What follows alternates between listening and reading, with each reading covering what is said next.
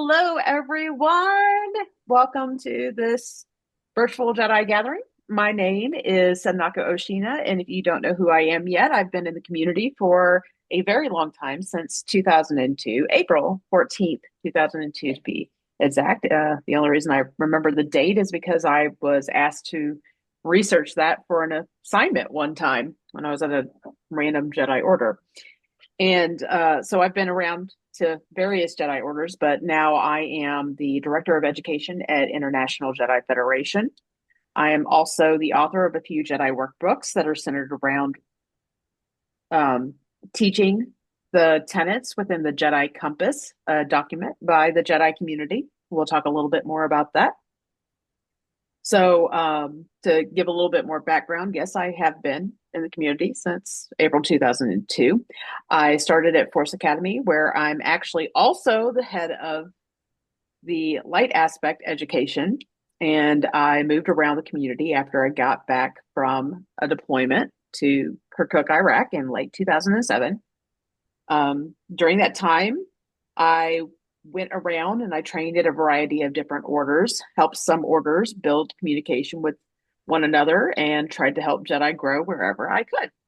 So it's kind of been a very wonderful journey, and I'm still learning so much from my fellow Jedi, regardless of what order that they hail from. So, I've kind of learned over time that every order has its own unique way of helping a person become a stronger Jedi. And in fact, later today, or well, later tomorrow, this was originally scheduled for tomorrow. Later tomorrow, you're going to hear from Jedi Tragomite about the Order of Daibendu and the way that they pursue Jedi growth via their Jedi merit system. But for this hour, I wanted to introduce you to how International Jedi Federation's training program goes. So, starting at ground zero, again, ugh, I've heard that so many times. So I want to address this topic. I see it come up all the time in the community. Why do I have to start at ground zero again at another order just to get my knighthood? So later during this class, we will address very briefly the transfer program that we have at International Jedi Federation. And that will allow you the opportunity to transfer education credits. But I think it's important that now, in the beginning, one understands the inherent value of starting at point zero with every order that they attend. Every single training order develops their own program based on the current education team and their values, what they feel is important for a Jedi to know. Oftentimes, when a new order forms, they either do so in a vacuum, meaning that they had no training prior to the formation of their order, or they are building a program to bridge the gap in what they believe was missing at their previous orders. I want to refer back to a class that was done yesterday by the person who organized this whole event, Darcy. They did a bite class, and in there they actually talked about, some of the pitfalls that can happen if you're trying to start your own order in a vacuum. So, make sure that you pay attention to that so that if you're going to one, what to look for, or any order, actually, whatever order you go to, what to look for so that you're not caught and bit, so to speak, in the rear end. So definitely check out the class on the bite authoritarian model that Darcy did yesterday. It's great. It should be in the lineup of the classes here on the playlist that you get here at the Holocron. So as such, most orders do not have a common language to the rest of the community. So starting from the beginning allows you and your mentors to be able to understand the values of the order and how to help for future members grow within those values. So IJF is no different. The foundation of our education program honors the Jedi community's democratic document, the Jedi Compass. So what is this Jedi Compass? For anyone that's new to the community, the Jedi Compass is a document that was first formed in 2013 via a community-wide project to determine what our common beliefs and values are. The process started by taking the document, which at the time was called the Jedi Pyramid. It was just like a sitting in name, to one order at a time, asking for edit proposals in a public sphere. When an edit was proposed, it was taken back to every single order it was previously at and posted to. And everyone was asked to review it and see how they responded to that. This cycle continued even in private message with what members of the old guard could be found. So, old guard is a terminology that we use in the community to describe people who were like part of the very earliest generation.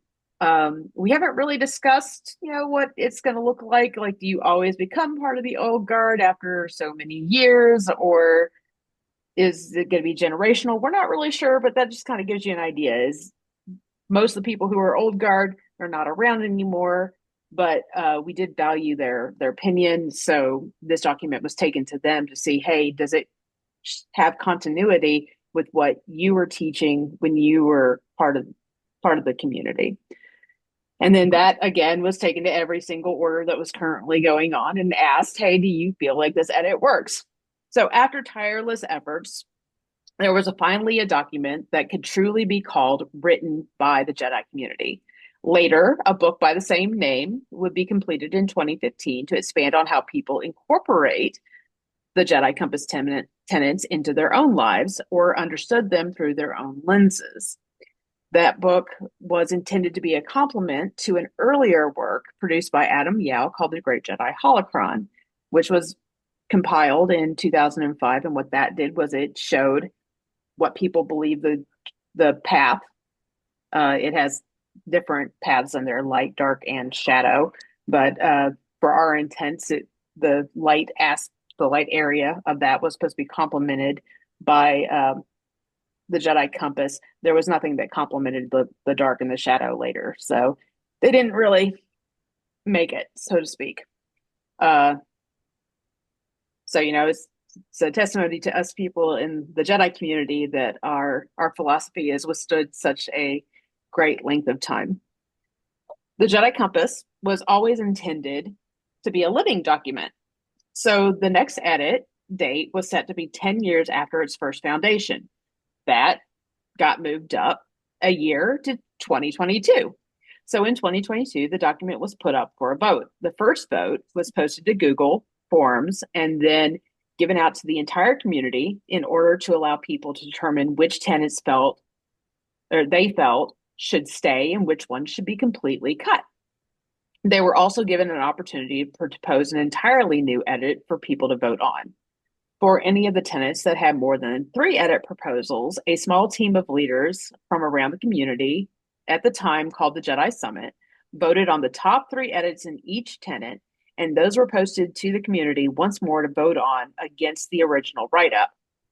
There were also a few new tenets proposed, such as compassion and self-care, which were voted upon in the third vote. So between the first creation of the Jedi Compass in 2013 and the 2022 revision, there were well over 100 members of the community that actively participated in the process of editing this document. So we honor this effort by using it as a large part of our doctrine and guidance in education at IJF. So, Jedi Seeker Program. The Jedi Seeker Program is the beginning material at International Jedi Federation. It is divided between 2 semesters. The first semester covers meditation and Jedi ethics. The reason we start out with meditation and ethics is because we believe that these are the foundations of future Jedi training. Meditation is useful to help a person keep their own balance, but it's also a powerful tool for personal transformation and reflection.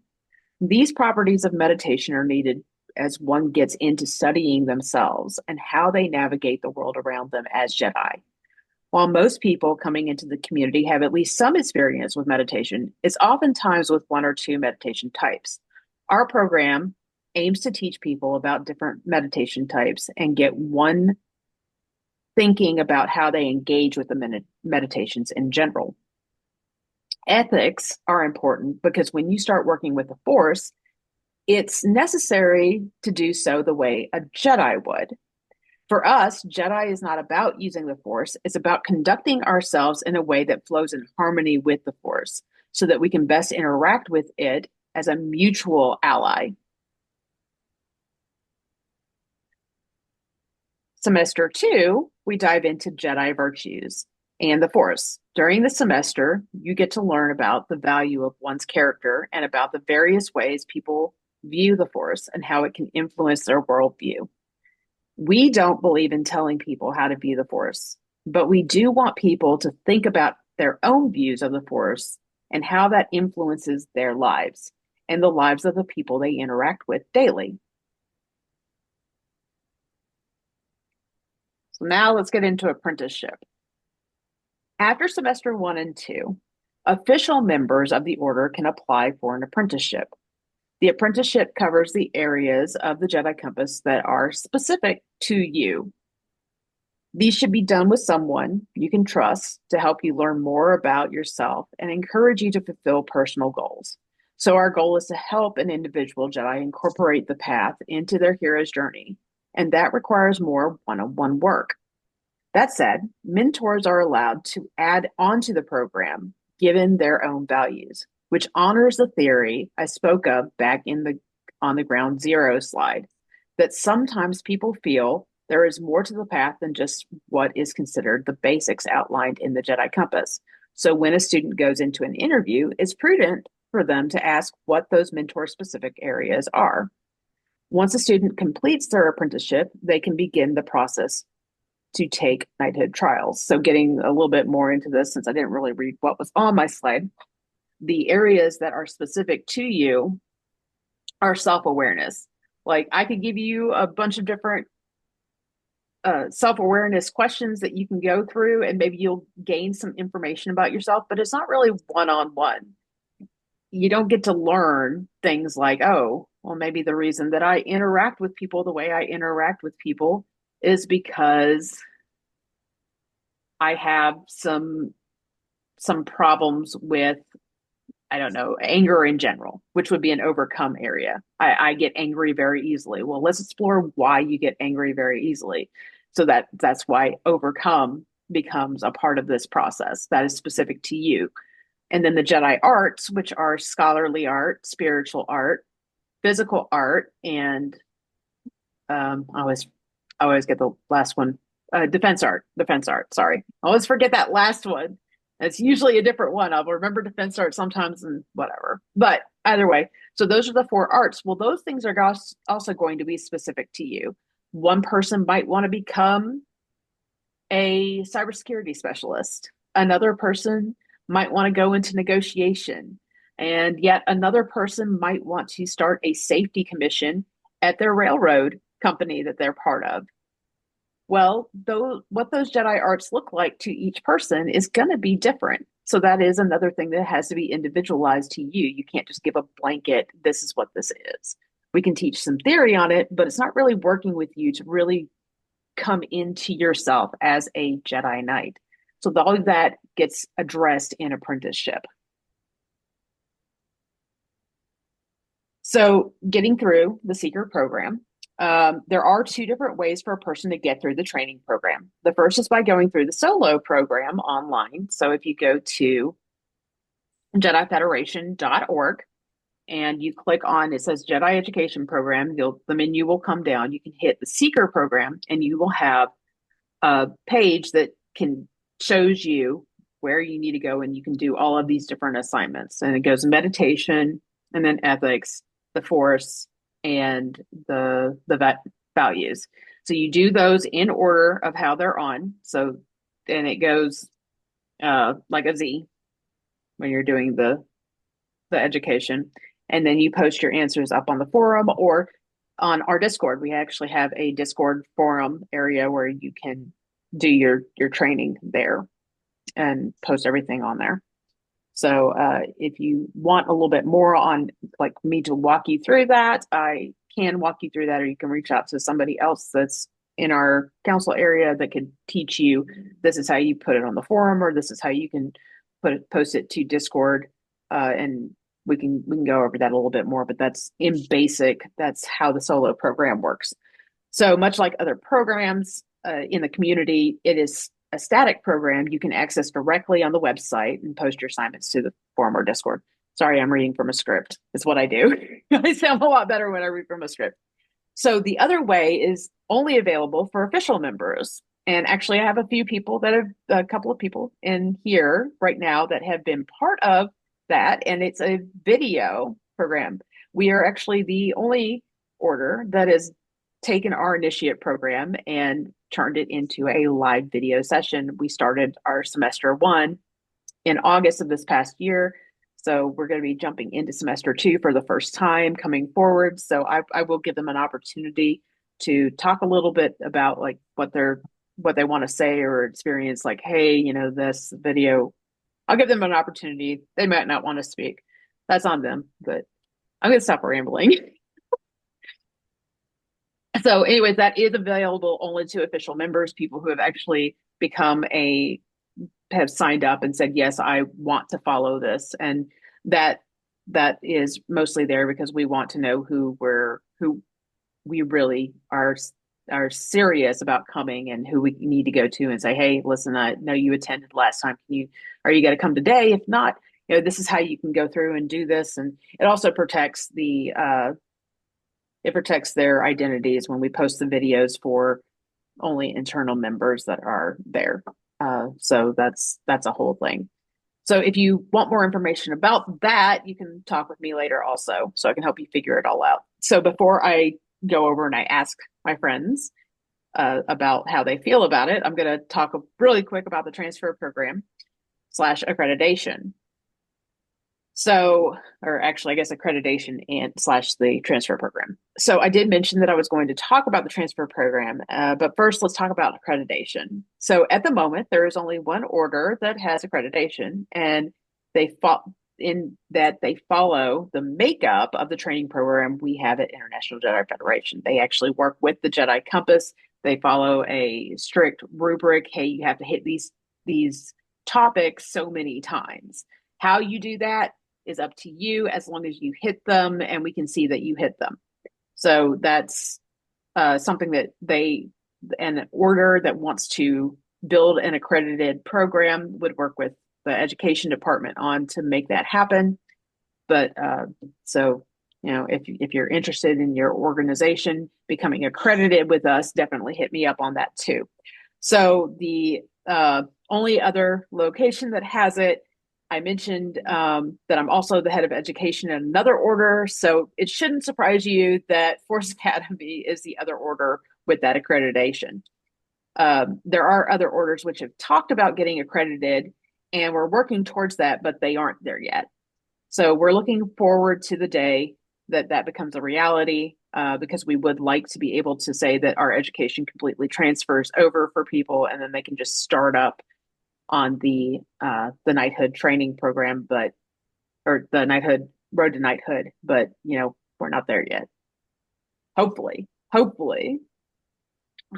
because it would be really nice to have a bunch of different orders that use the same Jedi language. So as for transferring knighthoods, this option is available for people who have been a knight in good standing at a training order for more than 2 years. We do need a letter from the order stating such to begin that process. What the transfer program does is assess what areas of training the knight has successfully understood and have incorporated in their life, and which ones still need work. While it is theoretically possible to get through the transfer without needing an apprenticeship, more often than not, you will still need to complete some form of training before you can begin to the road to knighthood. This is simply due to the fact that our training program is not the same as anyone else's in the community, aside from Force Academy. So we want to make sure that the people who come over, they can all talk the same, they all have the same standards, and we're not just saying, hey, we're giving you a pass. So that's kind of our introduction to what this is. And I wanted to ask, as far as like testimonials go, those of you who have attended or done any of the classes, do you want to say anything about them?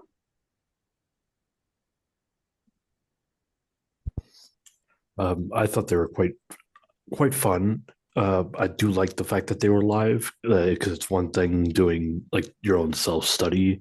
I've done that plenty of times, but I find when there's somebody like when there's set times and it's, okay, you got homework to do afterwards as well.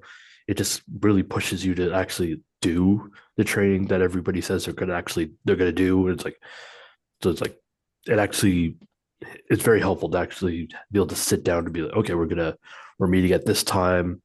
If you can't attend, that's fine, but there's still work for you to do, and you still got to watch the class. You still got to like you're gonna fall behind otherwise. And that is extremely helpful. So I thought it was quite fun in that regard. And it was also nice to be able to have like the range of teachers. Like it's not just one person the whole time. It's you got different people teaching different things. So it just shakes up. So if you don't like, because different people have different teaching styles, and that meshes well with people that might have different learning styles and might learn better under a different person. So it's not like if it's you won't fail because of the teacher. There's always a way to go forward. So I don't know. Yeah, I thought it was fantastic. So I'm very excited for the next semester.